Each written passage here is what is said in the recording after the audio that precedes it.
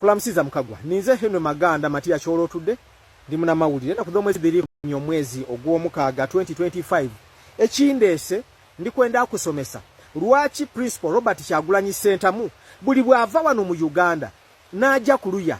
aba muntu wa amaani no eri abakulembeze bonabona ab'omunsi Lwaki bamuwa respect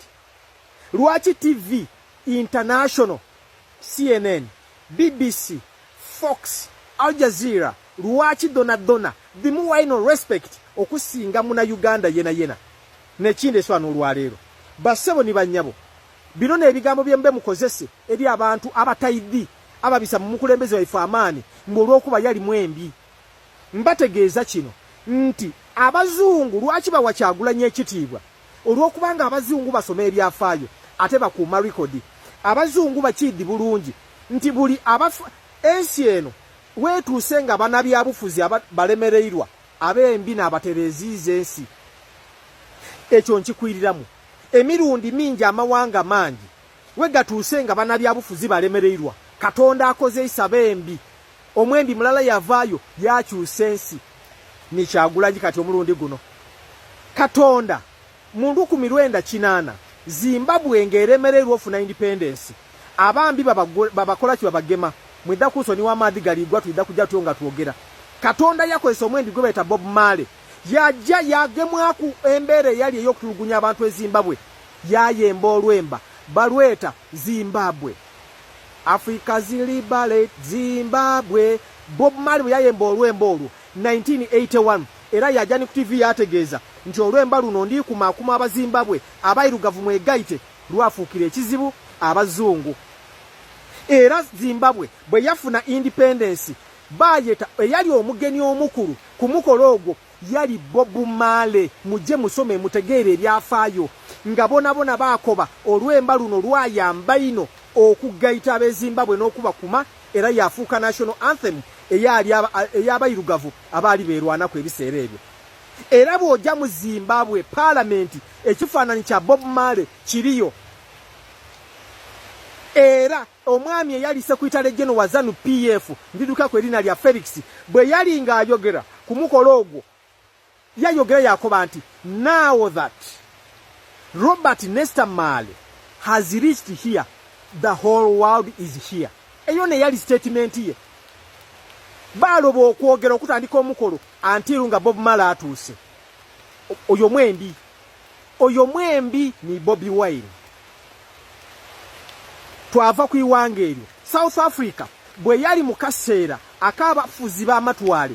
1982 omwembi gwe beeta Eddie Grant 1984-82 yayemba olwemba Give Me Hope Joanna Eddie Grant Mungereza yategeera embeera erijja mu maiso mu South Africa abayirugavu batwalibwanga bisolo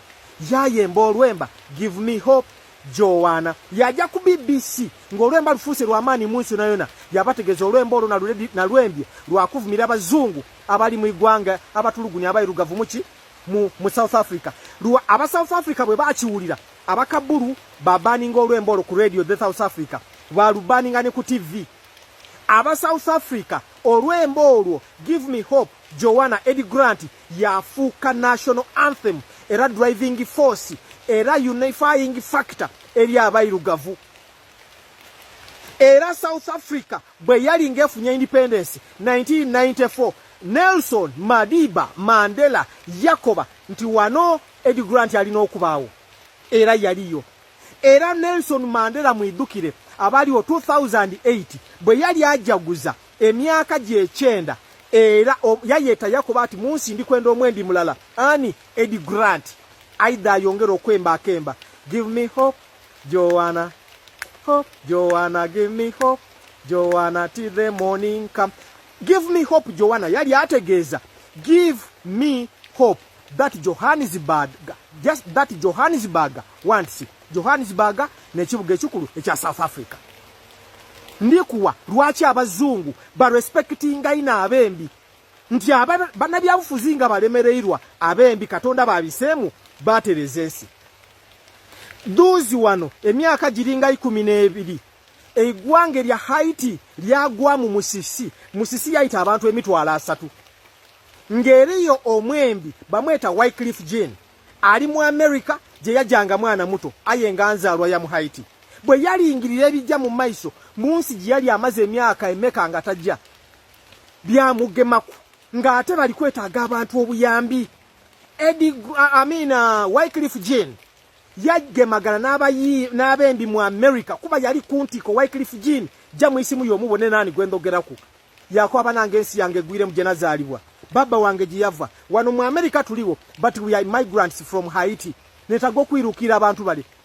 yakola fundraising. Wycliffe Jean eyamena record yasoloza mu mwezi mulala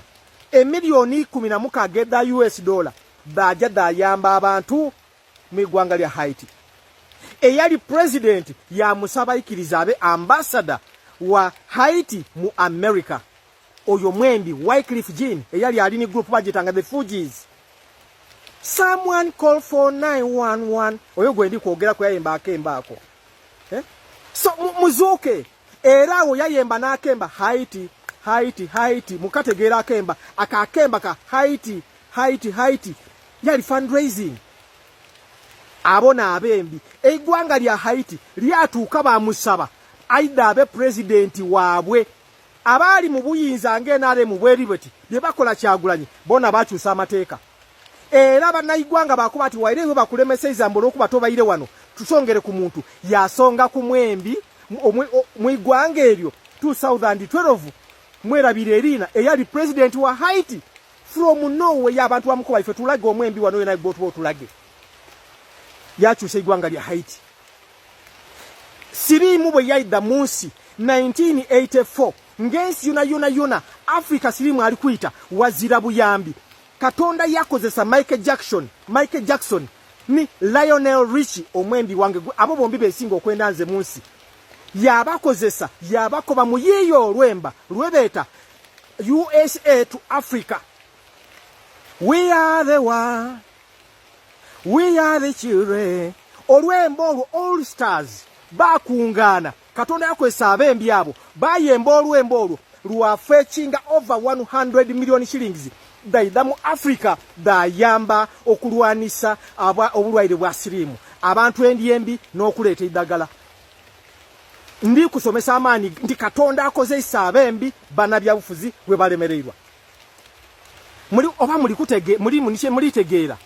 abembya so abazungu bo babona bo Robert Kyagulanyi nga Bob Marley eyakyusa Nigeria eyakyusa Zimbabwe. Abazungu babona Robert Kyagulanyi nga Eddie Grant eyakyusa South Africa. Abazungu babona Robert Kyagulanyi nga Wycliffe Jean eyatereza wa Haiti. Babona Robert Kyagulanyi nga All Stars abatwembera we are the world. Abazungu babona Robert Kyagulanyi kale wano ku level ya wansi nga omuntu gwe mwidi fire bongole rutaya mu Uganda abantu bali batya sirimu banu obutwa tibamwidi bulungi yayemba olwemba. Today is me, tomorrow is someone else. Olwemba olwo lwakyusa endowooza d'abantu okutya okw'abantu lwasomesa ensi. So kino mulina okukitegeera nti nga Haiti bwe yaleeta omwembi yagitereza yaba president ng'ate mwembi mwine naide namukwati ono abantu bamusabye kisobola ni wano Uganda. Robert Kyagulanyi SENTAMU asobola buli kimu ali nakyo n'ensonga lwaki